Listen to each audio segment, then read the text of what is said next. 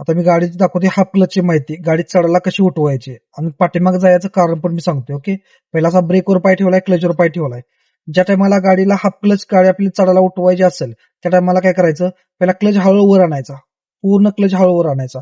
जोपर्यंत गाडी आपली व्हायब्रेट होत नाही तोपर्यंत गाडी ब्रेकवरचा पाय काढायचा नाही.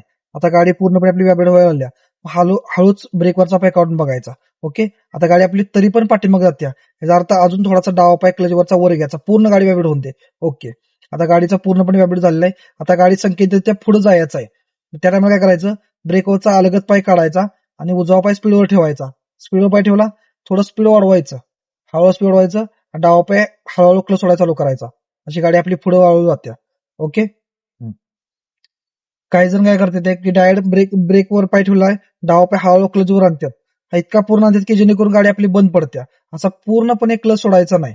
ओके, पहिला पूर्णपणे ब्रेकवर पाय ठेवला, क्लच दाबा, क्लच दाबला, पूर्ण क्लच हळूवर आणायचा, थोडा थोडा क्लचवर आणायचा.